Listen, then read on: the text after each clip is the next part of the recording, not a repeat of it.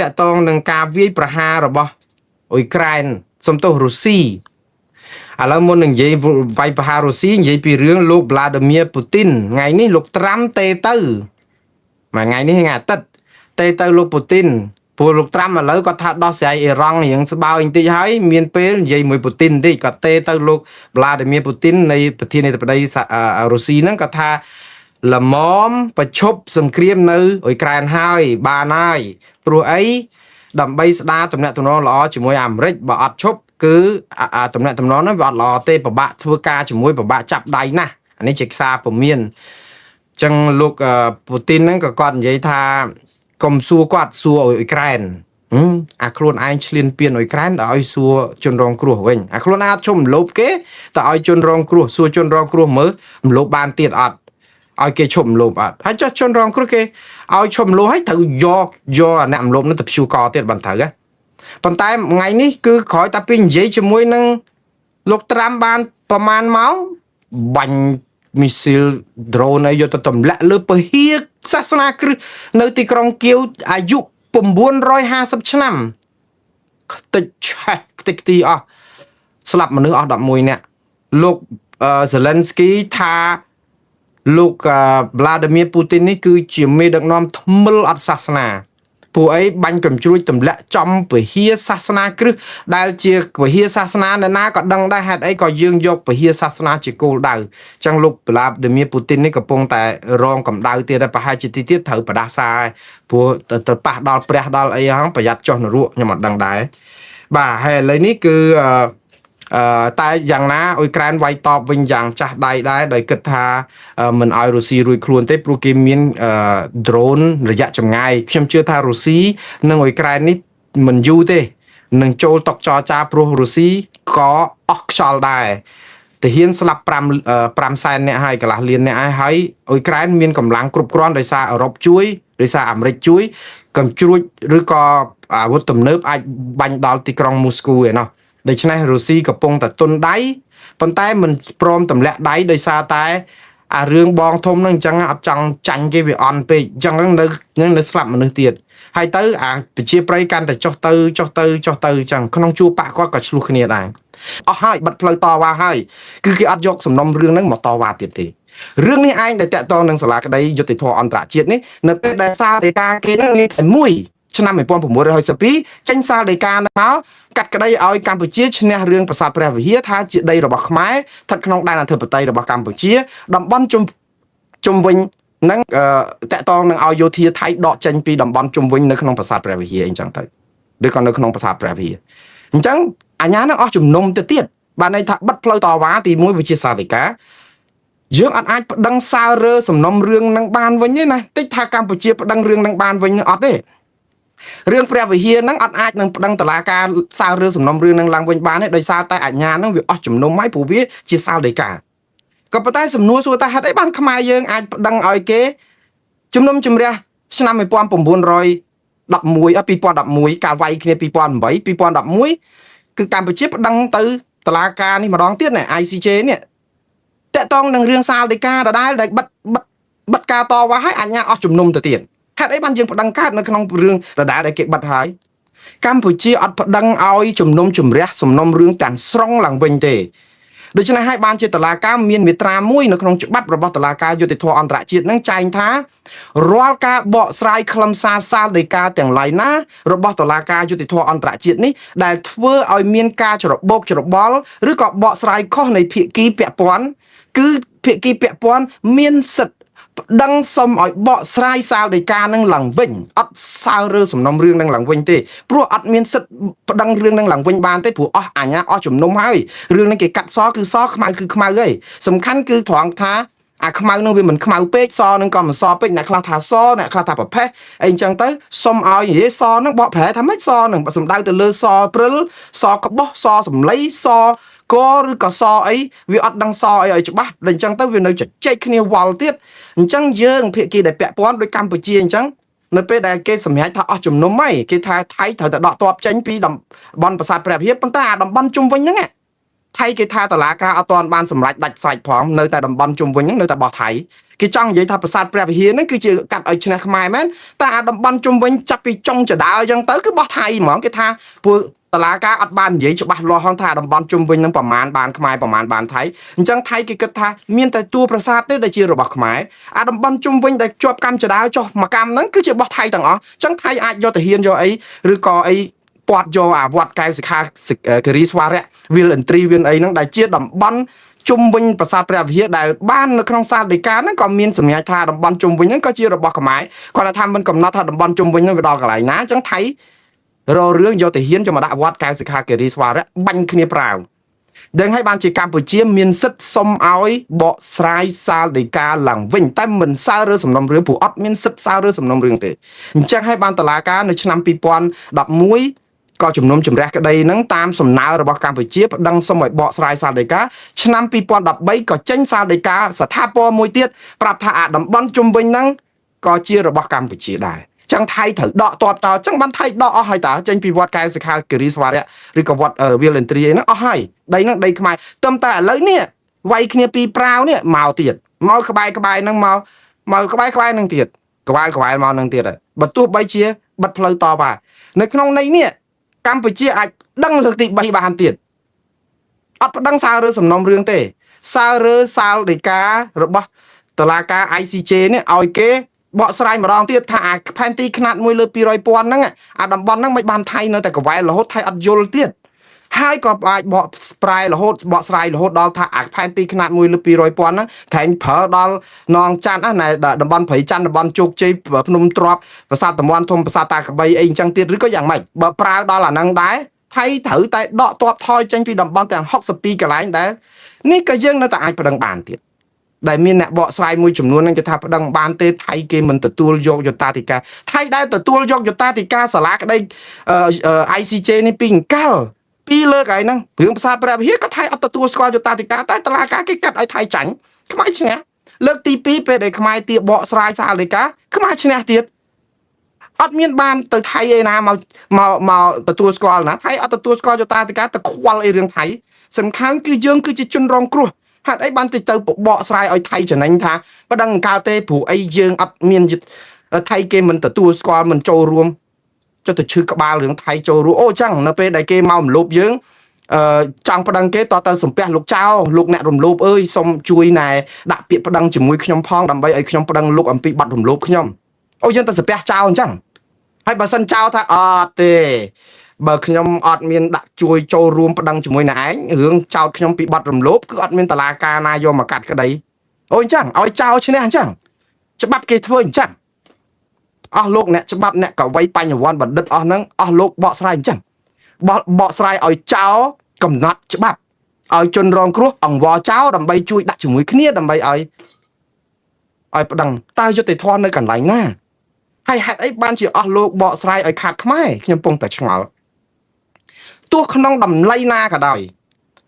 ទោះជាពិបាកក៏ដោយនៃច្បាប់នឹងវាចង្អៀតប៉ុណ្ណាក៏ដោយអត់មានបកស្រាយឲ្យចំណេញថៃទេ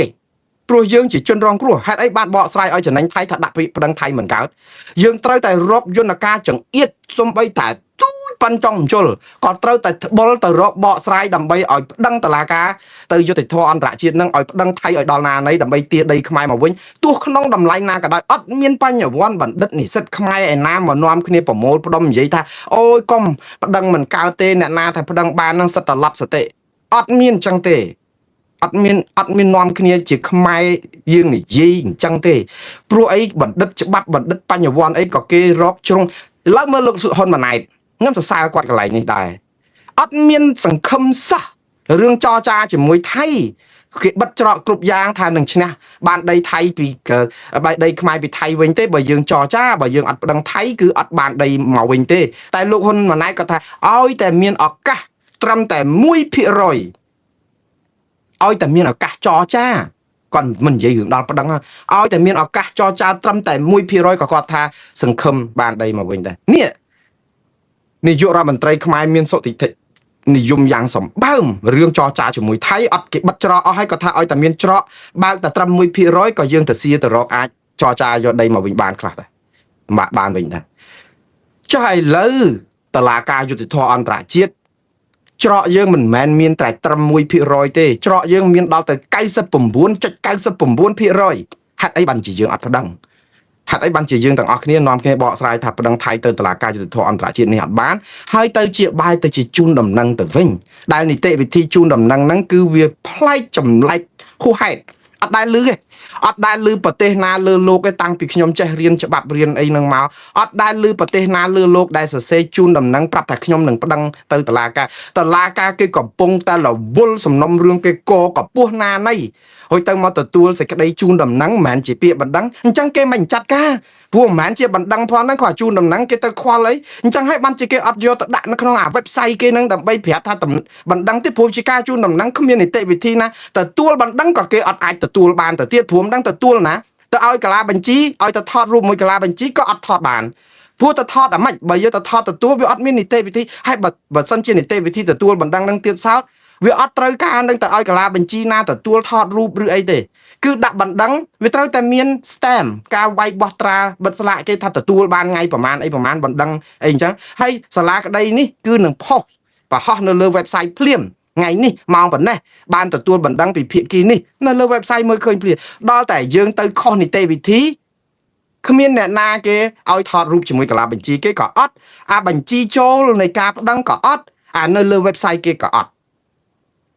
ហេតុអីបានជាអញ្ចឹងបងប្អូនយើងធ្វើនយោបាយប្រជាពិធដ្ឋទី1យើងគិតថាដាក់អាហ្នឹងទៅដើម្បីកម្លាគម្រាមថៃកុំឲ្យវាយយើងថៃទៅខ្លាចស្អីតុលាការហ្នឹងនោះព្រោះថៃមិនមែនជាសមាជិករបស់តុលាការនេះទេសំទោសថៃមិនមែនជាសមាជិករបស់តុលាការព្រហ្មទណ្ឌ ICC ដែលគាត់ថាវាយបាត់តែថៃជាសមាជិករបស់តុលាការយុត្តិធម៌អន្តរជាតិនេះអញ្ចឹងថៃដូចជាអត់ព្រឺរោមបើយើងចលោថៃរត់តែបានចិត្តដល់តែពេលឃើញយើងចលោអាជូនដំណឹងហ្នឹងដឹងថាអូខ្មែរអត់ហ៊ានប្តឹងបាត់ហើយវាយប្រាវមិនមែនដោយសារតែជូនដំណឹងហ្នឹងថៃវាយយើងទេមិនមែនទេដោយសារតែជូនដំណឹងអត់ដាក់ពាក្យប្តឹងហ្នឹងថៃវាយប្រាវព្រោះយើងអត់ប្តឹងហ្នឹងយើងគ្រាន់តែចលោហ្នឹង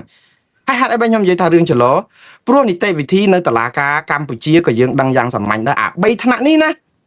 យើងជូនដំណឹងតែករណីនៅពេលដែលបណ្ដឹងហ្នឹងត្រូវបានសាលាដំបងនេះគេសម្រេចក្តីហើយទេឧទាហរណ៍ករណីគ្រោះថ្នាក់ចរាចរណ៍មានស្លាប់មនុស្សជនរងគ្រោះអត់ចាំបាច់សរសេរលិខិតមួយជូនដំណឹងតុលាការថាណែខែក្រោយខ្ញុំនឹងប្តឹងឲ្យពីរឿងបុកស្លាប់កូនខ្ញុំដោយសារអ្នកបើកបរបើកស្វឹងអូយើងសរសេរជូនដំណឹងប្រាប់តុលាការថាយើងនឹងប្តឹងរឿងករណីស្លាប់ឬក៏គេមកបាញ់ប្លន់នៅផ្ទះយើងសរសេរសេចក្តីជូនដំណឹងទៅប៉ូលីសប្រាប់ថាលោកប៉ូលីសខ្ញុំនឹងជូនដំណឹងទៅលោកប៉ូលីសប្រហែលជាខែក្រោយអីខ្ញុំនឹងចាប់ផ្ដើមប្តឹងប៉ូលីសហើយអូយើងសរសេរអញ្ចឹងវាអត់មានទេលើកទូរស័ព្ទរើងមកប៉ូលីសមកដល់ចោលប្លន់ចេះមកចុះយករបាយការណ៍ហើយពេលហ្នឹងគឺប៉ូលីសកសាងសំណុំដាក់ពាក្យប្តឹងឲ្យយើងទៀតផងវាអត់ត្រូវការជូនដំណឹងទេនីតិវិធីនេះនីតិវិធីព្រហ្មទណ្ឌអត់ជូនដំណឹងទេជូនដំណឹងនៅពេលណានៅពេលដែលយើងដាក់ប្តឹងហើយ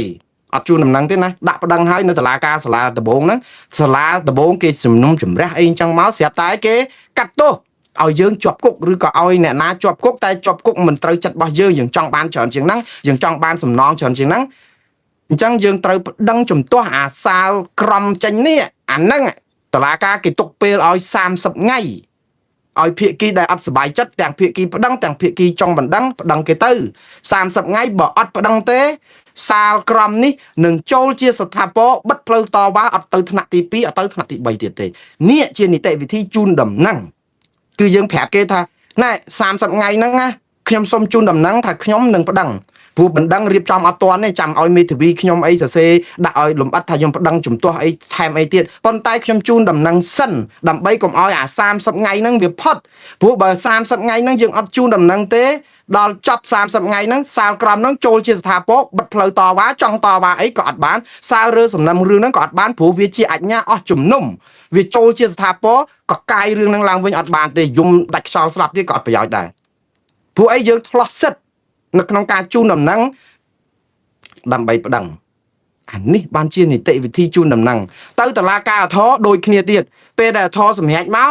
យើងទាប្រមាណអត់បានដូចចិត្តយើងជំទាស់ទៀតអធរគេទុកពេលឲ្យយើងប្តឹងជំទាស់សាលដីកាគេ30ថ្ងៃទៀតក្នុង30ថ្ងៃហ្នឹងបើយើងឆ្លោះសិទ្ធអត់បានប្តឹងគឺបិទផ្លូវតវ៉ាចូលជាស្ថាពរអត់បើកសំណុំរឿងហ្នឹងទេអាជ្ញាអស់ជំនុំ អាហ្នឹងយើងជូនដំណឹងនៅតុលាការមកកន្លែងហ្នឹងដល់ពេលទៅតុលាកពូលដល់ពេលគេសម្រេចអាហ្នឹងអត់មានជូនដំណឹងអីទៀតទេអស់ហើយនេះឯងដែលឃើញករណីលោកកឹមសុខាចូលដល់សាលាធរពេលដែលគេចេញដីកាសាលដីកាសម្រេចឲ្យគាត់ជាប់គុកថែម5ឆ្នាំទៀតអត់ឲ្យធ្វើដំណើរទៅក្រៅប្រទេសអីឡាក់នឹងឡាក់គឺជាសាលដីកាសម្រាប់ទោសគាត់មានសិទ្ធិប្តឹងសារទុកជំទាស់សារដីកាហ្នឹងប៉ុន្តែលោកកឹមសុខាជ្រើសរើសមិនប្តឹងសារទុកជំទាស់អាសាលដីកាដែលគេដាក់ទោសគាត់ដោយសារអីចង់ដោះដូរជាមួយនឹងការបទូបថយឲ្យនៅក្រៅឃុំនៅក្រៅផ្ទះអីអញ្ចឹងទៅសុកចិត្តទទួលស្គាល់សាលដីកាហ្នឹងឲ្យចូលជាស្ថាពរថាមានទោសប៉ុន្តែសរសេរថាមិនជំទាស់ទេឲ្យវាចូលជាស្ថាពរថាមានទោសតែគ្រាន់តែមិនពេញចិត្តមិនស្របទៅតាមអ្វីការសម្រេចប៉ុន្តែតុលាការសម្រេចបាត់ហើយដោយសារតែគាត់ធ្វើដូច្នេះអានីតិវិធី30ថ្ងៃដែលគេទុកឲ្យគាត់ជូនដំណឹងហ្នឹងគឺគេបិទត្រឹមហ្នឹងហ្មងអញ្ចឹងអាជ្ញាសាលដីការឿងករណីលោកកឹមសុខាគឺជាសាលដីកាស្ថាពរអាជ្ញាអស់ជំនុំអត់ជំនុំជម្រះអីបានទៀតទេចាប់ត្រឹមហ្នឹងលោកកឹមសុខាមានទោសអាមេរិកមានទោសអីអញ្ចឹងទៅគ្រាន់តែថាលើកលែងទោសឲ្យគាត់ដើម្បីចេញរឿងអញ្ចឹងណាបងប្អូនរឿងតឡាការវាអញ្ចឹងហើយដល់ពេលយើងមកចេញលើគោកមកជូនដំណឹងរឿងតឡាការយុត្តិធម៌អន្តរជាតិឆ្កុយឯណាទៅវិញទៅអញ្ចឹងហើយបានបណ្ដឹងរបស់យើងហ្នឹងមិនមែនជានីតិវិធីត្រឹមត្រូវមាននរណាគេទទួលមានព័ត៌មានឯណានៅលើ website អញ្ចឹងសរុបសេចក្តីមកដល់ម៉ោងហ្នឹងគឺកម្ពុជាអត់បានប្តឹងថៃទៅតុលាការយុត្តិធម៌អន្តរជាតិនេះទេយល់តែប៉ុណ្្នឹងឯងបាទហើយឥឡូវនេះគឺខ្ញុំនឹងជម្រាបជូនអំពីមតិរបស់ប្រជាពលរដ្ឋខ្មែរនៅក្រៅប្រទេសភាគច្រើនព្រោះក្នុងប្រទេសគាត់មិនហ៊ាននិយាយអីទេខ្លាចអាការធ្វើទុកបុកម្នេញនោះអញ្ចឹងប្រជាពលរដ្ឋខ្មែរនៅក្រៅប្រទេសគាត់ថារដ្ឋាភិបាលកម្ពុជាក៏ហក់បោកប្រាស់រឿងថាបានដាក់ប្តឹងថៃទៅតុលាការព្រំដែនអន្តរជាតិយើងឃើញសេចក្តីដកស្រង់នេះគឺអ្នកដែលផ្ញើសារនេះមុនគេគឺលោកអ៊ុំសំអានដែលជាមន្ត្រីកិច្ចការព្រំដែនរបស់រដ្ឋាភិបាលក្រៅប្រទេសគាត់សរសេរថាថ្ងៃនេះគម្រប់ខួប1ឆ្នាំគត់ដែលលោកហ៊ុនម៉ាណែតក៏ហក់បោកប្រាស់ប្រជាពលរដ្ឋខ្មែរថាបានប្តឹងថៃពីបញ្ហាព្រំដែនទៅតុលាការយុត្តិធម៌អន្តរជាតិ ICJ ក៏ប៉ុន្តែថ្ងៃនេះយើងឆែកមើលគេហទំព័រឬក៏ website របស់តុលាការ ICJ នេះអត់ទាន់ឃើញបណ្ដឹងរបស់កម្ពុជានៅឡើយទេលោកបន្តថាករណីបណ្ដឹងដែលកំពុងរងចាំដោះស្រាយនៅលើគេហទំព័ររបស់ ICJ គឺគ្មានបណ្ដឹងដែលរបស់កម្ពុជាលោកហ៊ុនម៉ាណែតនិយាយកុហកនៃលោកអ៊ុំសំអាននិយាយអញ្ចឹងថាលោកហ៊ុនម៉ាណែតនិយាយកុហកនិងបោកប្រាស់ប្រជាពលរដ្ឋខ្មែរលោកបន្តថាលោកស្រីតំណាងកម្ពុជាដែលបានដាក់ស្រោមសម្បត្តិមួយទៅតុលាការយុត្តិធម៌អន្តរជាតិ ICJ កាលពីថ្ងៃទី15ខែមិថុនាឆ្នាំ2025នោះគឺគ្រាន់តែជាការជូនដំណឹងទៅតុលាការយុត្តិធម៌អន្តរជាតិនេះមិនមែនជាការដាក់ពាក្យប្តឹងទាំងនោះទេលោកហ៊ុនម៉ាណែតក៏ហក់បោកប្រាស់ប្រជាពលរដ្ឋខ្មែរថាបានប្តឹង4តំបន់ទៅតុលាការយុត្តិធម៌អន្តរជាតិ ICJ ដែលមានតំបន់មុំ3តំបន់ប្រាសាទតំបន់ធំតំបន់តូចប្រាសាទតាក្របីចុងក្រោយលោកអ៊ុំសំអានបន្តថាលោកហ៊ុនម៉ាណែតត្រូវតែប្រញាប់ប្តឹងថៃទៅចំនួនទីតាំងលោកដាក់ដល់ទៅ77ទីតាំងទៅតុលាការយុត្តិធម៌អន្តរជាតិចុងក្រោយលោកក៏បានសួរទៅអ្នកស្រីម៉ូលីសុជាតាដែលជាអ្នកនាំពាក្យក្រសួងការពារជាតិកម្ពុជាដែរលោកថាអ្នកស្រីនាំពាក្យក្រសួងការពារជាតិនេះក៏បាននិយាយថាកម្ពុជានឹងប្តឹងថៃពីបទអក្រិតកម្មសង្គ្រាមទៅតុលាការព្រហ្មទណ្ឌអន្តរជាតិតុលាការមួយទៀតបាទ ICC ប្រហែលជាងកន្លះឆ្នាំទៅហើយក៏ប៉ុន្តែកម្ពុជាអត់ទាន់បានប្តឹងរឿងតុលាការព្រហ្មទណ្ឌអន្តរជាតិនេះដែរហេតុនេះកម្ពុជាគ្មានសង្ឃឹមថានឹងបានទទួលទឹកដីខ្មែរពីថៃមកវិញនោះទេនេះគឺជាប្រសាសន៍របស់អ្នកកិច្ចការព្រំដែនខ្មែរនៅឯក្រៅប្រទេសបានតែប៉ុណ្្នឹងឯងឥឡូវយើងស្លេះរឿងព្រំដែនប៉ុណ្ណឹងយើងចូលក្នុងដែនដីខ្មែរវិញម្ដងតាក់ទងនឹងរឿងលោករងឈុន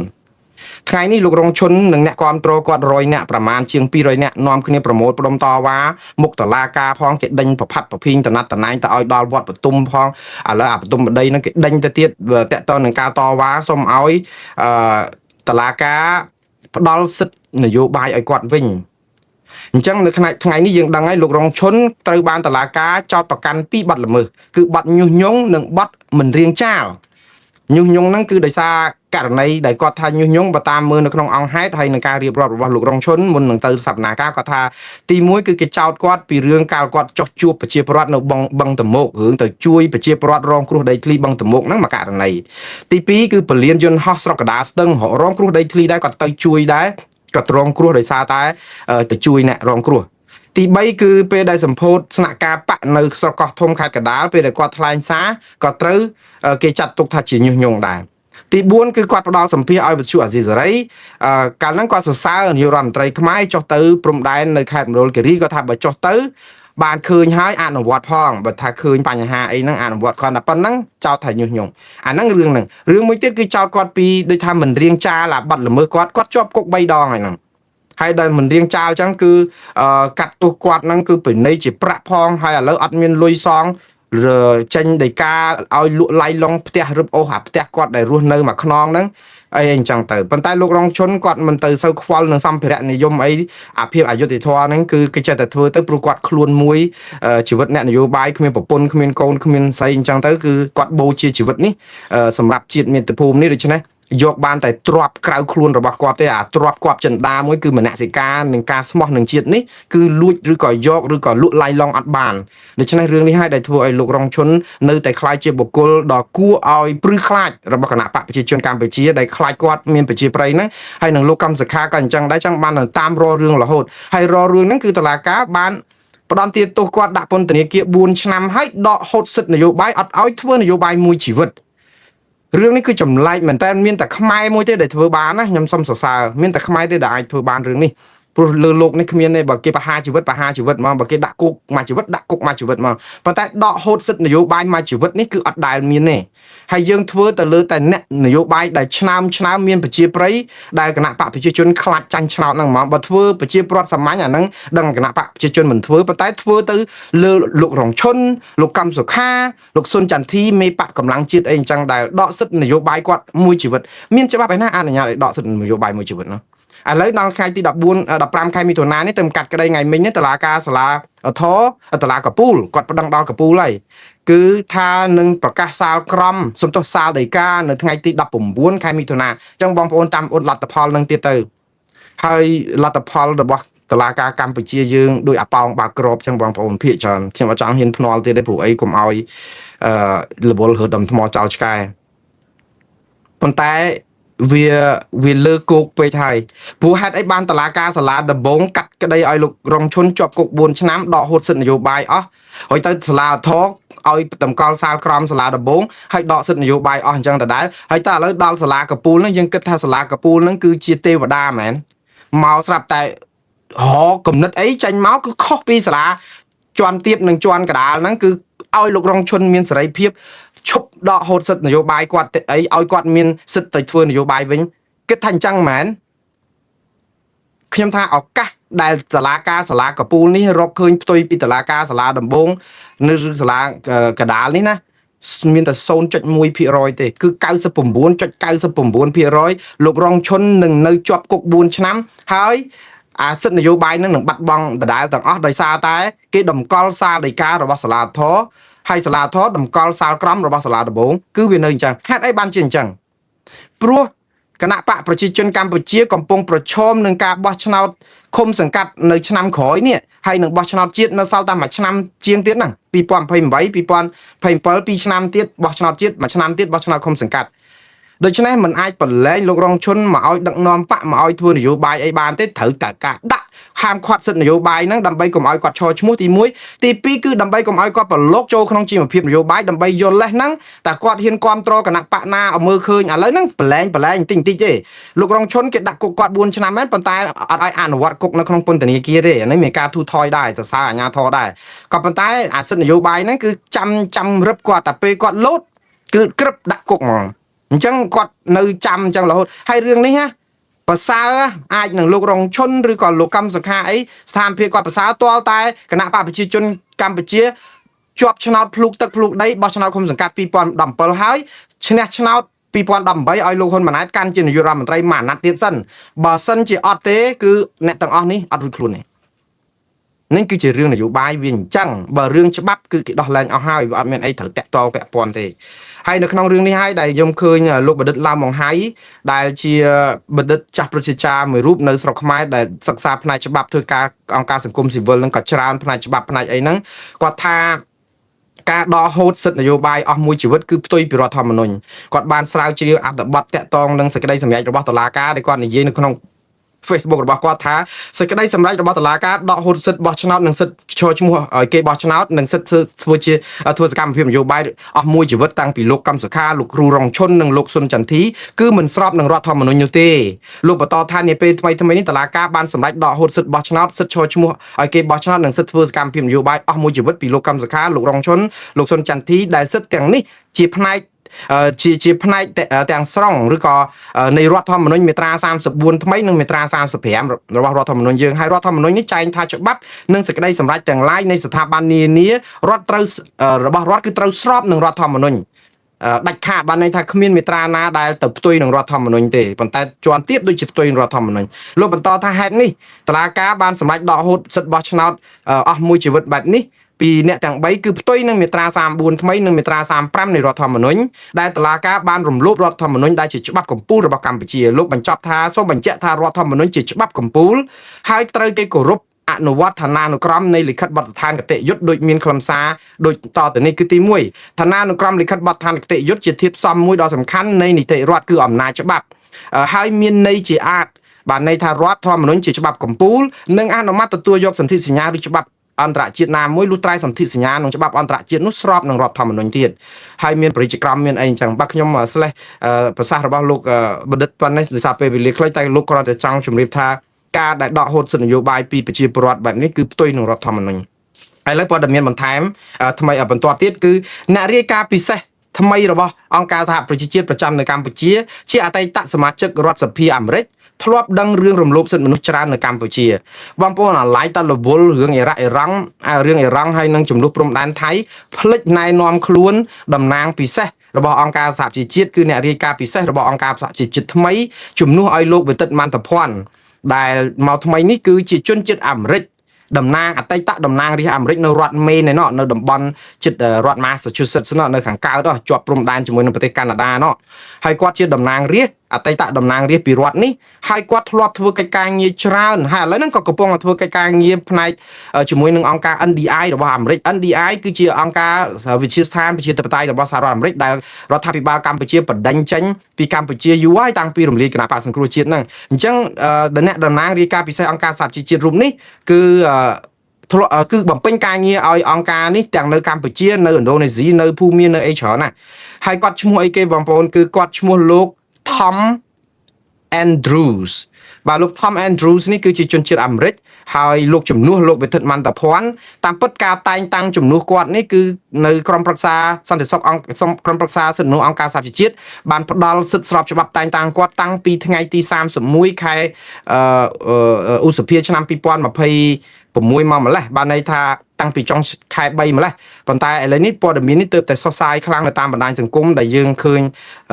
យ៉ាងហោចណាស់ក៏រវល់ខ្លាំងតែពីរឿងស្អីផ្សេងនេះភ្លេចគិតពីរឿងគាត់តែឥឡូវកម្ពុជាបានអ្នករាយការណ៍ពិសេសអង្គការសហប្រជាជាតិតែជាជនជាតិអាមេរិកយើងសង្ឃឹមថាគាត់នឹងក្លាយជាផ្នែកជាចំោះដើម្បីរឿងសិទ្ធិមនុស្សនៅកម្ពុជាអាចនឹងមានលក្ខណៈប្រសើរអាចល្អសម្រាប់កញ្ញាសេងធីរីល្អសម្រាប់អ្នកតស៊ូសិទ្ធិមនុស្សដទៃទៀតព្រោះមន្ត្រីសិទ្ធិមនុស្សរូបនេះគឺជាអ្នកច្បាប់ហើយជាតំណាងរាស្ត្រជាអតីតតំណាងរាស្ត្រហើយគាត់ធ្លាប់ធ្វើជាអ្នករាយការណ៍ពិសេសរបស់អង្គការសហប្រជាជាតិទទួលបន្ទុកសិទ្ធិមនុស្សនៅប្រទេសភូមាមុននេះអាណត្តិគាត់ពី2000ដល់2026នេះទៅចប់ហ្នឹងឥឡូវនេះមកកាន់ឲ្យកម្ពុជាបាទខ្ញុំសង្ខេបលោក Tom Andrew ត្រឹមប៉ុណ្ណឹងតែបងប្អូនបានដឹងហើយប្រទេសកម្ពុជាមានអ្នករាយការណ៍ពិសេសដោយសារអីដោយសារតែយន្តការក្របខ័ណ្ឌកិច្ចព្រមព្រៀងសន្តិភាពទីក្រុងប៉ារីនោះឯងឆ្នាំ1993មកយើងចាប់ផ្ដើមមានអ្នករាយការណ៍ពិសេសជាហូហែដំបូងគឺយើងមាន Michelle Kirby ពីខាងអូស្ត្រាលីក្រោយមកមានឆ្នាំ2000ទសវត្សរ៍ឆ្នាំ2000មានលោក Peter Lepridge ឬ Thomas Hammarberg ហើយក្រោយមកក៏មានលោក Yasgai អស់ពីលោក Yasgai មានលោក Surya Subadi ក្រោយមកមានអ្នកស្រី Rona Smith ចុងក្រោយគឺវិធិតមន្តភ័ណ្ឌហើយនឹងមកដល់លោក Tom Andrews បាទមានអញ្ចឹងនេះគឺជាក្របខ័ណ្ឌរបស់អង្គការសហប្រជាជាតិតាមស្មារតីនៃកិច្ចព្រមព្រៀងសន្តិភាពទីក្រុងប៉ារីបាទឥឡូវចូលដល់ពលរដ្ឋថៃរាប់ពាន់នាក់ទៅលេងប្រាសាទតាក្របីរបស់ខ្មែរដែលថៃវាយដណ្ដើមបានបាទមួយថ្ងៃនេះគឺពលរដ្ឋថៃគឺសម្រុកទៅលេងប្រាសាទតាក្របីហាក់បីដូចជាទៅទទួលជ័យភ័ណ្ឌសบายចិត្តណាស់នៅពេលដែលយកដីពីខ្មែរបានយកប្រាសាទពីខ្មែរបាននេះគឺជាដួងព្រលឹងដូនតាខ្មែរ ក៏ប៉ុន្តែប្រជាពលរដ្ឋថៃគឺជាពិសេសទាហានថៃគេថាអានឹងបោះគេយូរហើយគេទៅវាយយកបានដូច្នេះគេអត់ឈ្លានពានកម្ពុជាណាទៅជាចេះវិញអ្នកដែលចូលរួមទៅប្រាសាទតាកបីនិងភ្នំ350នៅជាប់ប្រាសាទតាកបីនេះបើតាមស្ថិតិពីក្រសួងទេសចររបស់ថៃគឺមកដល់ម៉ោងនេះគឺមាន3227នាក់និយាយទៅមួយថ្ងៃមានចូលប្រហែលជា1500ឬក៏អីចឹងហោហែការដែលបើកលក់សម្បត្តិលក់អីផងអាស្រ័យផលលើប្រាសាទខ្មែរពលឹងដូនតាខ្មែរនេះខ្ញុំជឿថាគឺជាការធ្វើទុកបុកម្នេញផ្លូវចិត្តរបស់កម្ពុជាយ៉ាងក្រៃលែងនៅពេលដែលកម្ពុជាមិនអាចធ្វើអីថៃបានក្រៅតែពីអង្គុយមើលហើយបន់ស្រន់សុំឲ្យថៃយកមកឲ្យយើងវិញព្រោះអីអាយន្តការចរចានឹងអស់ហើយតែយើងអត់ដាក់ប្តឹងថៃទៅតុលាការយុត្តិធម៌អន្តរជាតិឬក៏ព្រំប្រទានអន្តរជាតិណាខ្ញុំអាណិតថៃអាណិតខ្មែរដែរនិយាយទៅព្រោះអីយើងគេយកអស់របស់យើងតែយើងនឹងអង្គុយតវ៉ាទាមទារបដិសេធមិនទទួលស្គាល់ជូនដំណឹងស្នើសុំឲ្យដកចេះឡើងឡាប៉ុន្តែយើងសញ្ញេចុះហត្ថលេខានៅណានឹងហើយដល់ពេលអញ្ចឹងយើងអត់ដឹងឲ្យលើសពីអ្វីដែលជាកិច្ចព្រមព្រៀងហ្នឹងយើងឲ្យកិច្ចព្រមព្រៀងបាត់ឈប់បាញ់ហ្នឹងចងយើងជាប់ទៅយកអាការចរចាដែលថៃបិទផ្លូវចរចាទៀតបាទអាណិតដែរតែយើងមិនដឹងធ្វើម៉េចទេតកតងនឹងរឿងលោកបណ្ឌិតកែមលីឯណោះបងប្អូនប្រហែលជាមិនទាន់ភ្លេចគាត់ទេ10ឆ្នាំហើយបងប្អូនណានៅសល់តែមួយខែទៀតតែប៉ុណ្ណោះគឺខែកក្កដានេះថ្ងៃ10ខែកក្កដាអញ្ចឹងហើយត្រូវខួប10ឆ្នាំនៃគិតកម្មលោកបណ្ឌិតកែមលីប្រជាពលរដ្ឋខ្មែរគ្រប់ទិសទីមិនដែលភ្លេចគុណូបការៈនិងវិញ្ញាណក្ខន្ធវីរៈបរិះខ្មែរដ៏ឆ្នើមរូបនេះនោះឡើយអញ្ចឹងហើយបានជាសមាគមខ្មែរនៅអូស្ត្រាលីជាពិសេសទីដែលភរិយារបស់លោកបណ្ឌិតកែមលីអ្នកស្រីប៊ូរចនានិងកូនគាត់បានទៅរស់នៅភៀសខ្លួនដើម្បីរួចពីការធ្វើទុកបុកម្នេញនោះឥឡូវនេះការដែលកសាងជីវភាពថ្មីនៅទីនោះគាត់ក៏នៅតែរំលឹកវិញ្ញាណក្ខន្ធស្វាមអតីតសន្ទុះស្វាមីរបស់គាត់គឺលោកបណ្ឌិតកែមលីហើយថ្ងៃនេះសមាគមខ្មែរនិងក្រុមគ្រួសាររបស់លោកបណ្ឌិតកែមលីនេះក៏បានប្រកាសត្រៀមរៀបចំបុណ្យខួប10ឆ្នាំនៃគិតកម្មលោកបណ្ឌិតកែមលីនេះសេចក្តីប្រកាសនេះគឺធ្វើឡើងគឺឃើញសមាគមខ្មែរនៅអូស្ត្រាលីដែលមានលោកជាយូហនមានអីដែលជាខ្មែរឆ្នាំដែលឈឺឆ្អាលរឿងខ្មែរអត់ដាច់នោះក៏នាំគ្នាត្រៀមប្រកាសថាឲ្យបងប្អូនត្រៀមចូលរួមនៅថ្ងៃទី11ខែកក្កដាគឺត្រូវនឹងថ្ងៃសៅរ៍ដែលគេធ្វើពីម៉ោង7ព្រឹកនៅសល់មួយខែអីណាទៀតនោះគ្រាន់តែបងប្អូនត្រៀមទៅថាបងប្អូនហ្នឹងគឺគាត់នៅតែរំលឹកវិញ្ញាណក្ខន្ធលោកបណ្ឌិតកែមលីបងប្អូនលោកបណ្ឌិតកែមលីត្រូវបានខ្មាន់កំភ្លើងបាញ់ស្លាប់នៅថ្ងៃទី10ខែកក្កដាឆ្នាំ2016ក្នុងវ័យម្ដងនេះបើសិនជាគាត់នៅរស់គាត់វ័យ56ឆ្នាំហើយលោកបណ្ឌិតកែមលីមានវ័យបងខ្ញុំ6ឆ្នាំប៉ុន្តែលោកមានភាពវែងវ័យឆ្លាតវៃចំណេះជំនាញគាត់ជ្រៅជ្រះខ្លាំងណាស់ខ្ញុំមិនបាន10%នៃលោកបណ្ឌិតកែមលីទេហើយសូម្បីតែភាពក្លាហានហ្នឹងក៏មិនបាន10%នៃលោកបណ្ឌិតកែមលីដែរគាត់ជាអ្នកស្រាវជ្រាវការអភិវឌ្ឍសង្គមវិភាគនយោបាយឯករាជ្យល្បីល្បាញនៅស្រុកខ្មែរដែលរហូតតតែអាចនឹងប្រឈមទៅក្នុងការដែលហ៊ាននិយាយពិតនៅស្រុកខ្មែរដែលអាចនឹងប៉ះពាល់ដល់ការបាត់បង់ប្រជាប្រិយនិងអំណាចរបស់គណៈបកកណ្ដាលអំណាចឬរបៀបដឹកនាំរដ្ឋបច្ចុប្បន្ននេះតាមការសន្និដ្ឋានរបស់ប្រជាពលរដ្ឋទូទៅ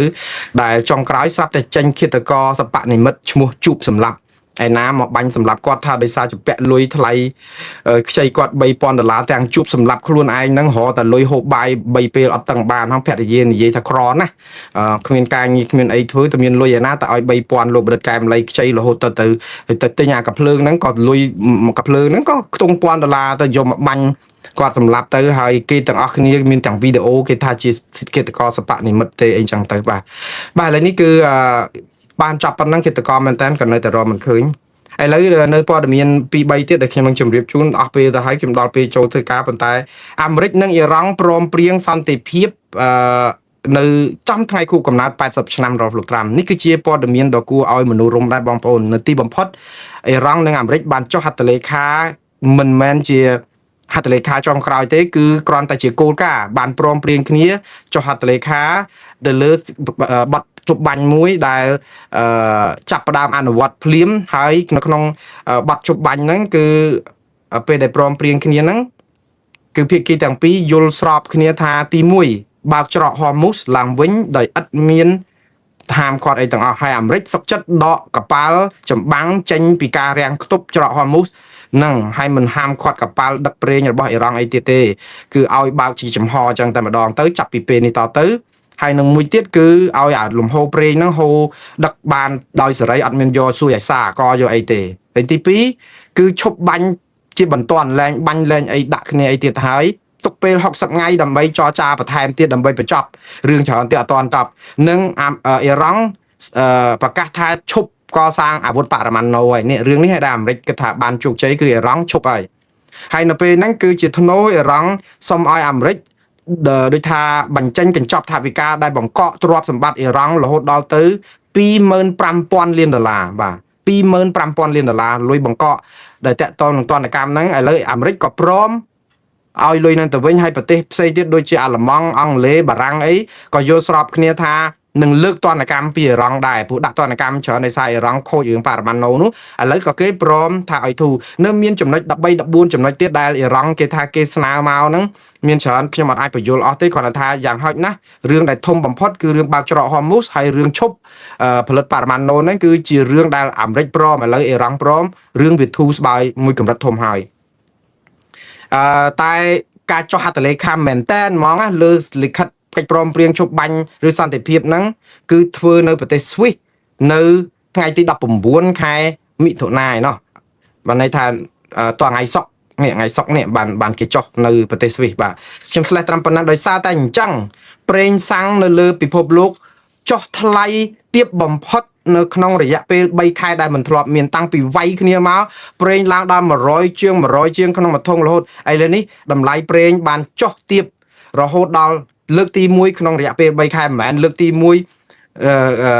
ចុះទាបរហូតដល់តាំងមុនបាញ់គ្នាមិនទាន់ដល់ទេប៉ុន្តែចុះទាបនេះគឺវាជាទីមនោរម្យដែរដោយសារតែតម្លៃប្រេងឥឡូវនេះនៅសល់ត្រឹមតែ1បារ៉ែលត្រឹម$80អីជាងទេកាលពីមុនសុទ្ធតែ90 100អីអញ្ចឹងណា